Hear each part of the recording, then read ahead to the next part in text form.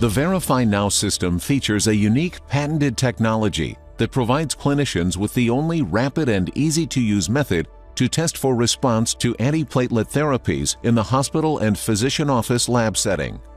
Now, let us walk you through the technology behind the VerifyNow system. After the test device is inserted into the instrument, a whole blood sample collected from a patient dosed with an antiplatelet therapy is inserted into the round opening of the test device.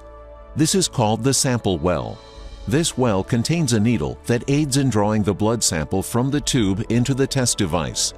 No sample manipulation or processing is necessary. From here, the sample is aspirated into the staging well. The staging well heats the blood to 37 degrees Celsius. After heating, the staging well is pressurized, and the blood is pushed out of the staging well and into the 4 mixing chambers simultaneously.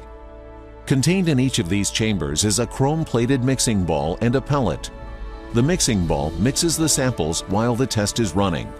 The pellet contains fibrinogen-coated beads and an agonist that serves to activate the platelets and facilitate aggregation. As the heated sample comes into contact with the pellets in the individual mixing chambers, the pellets dissolve immediately. Simultaneously, the mixing ball starts to mix the solution. As the sample is mixing, platelets begin to activate and bind to the fibrinogen, creating aggregates. Inside the instrument, light shines through the individual mixing chambers. The instrument measures the amount of light transmitted through the patient's sample. As the blood platelets continue to aggregate, more light passes through the patient's sample. Over a period of a few minutes, the instrument measures the transmission profile of light passing through the blood sample as a function of time. On the left side of the screen is the sample of a patient who is responding adequately to his antiplatelet therapy. Because of this drug-induced inhibition of platelet activity, the sample forms fewer aggregates, allowing less light to pass through. On the right side of the screen is the sample of a patient who is not responding adequately to his antiplatelet medication.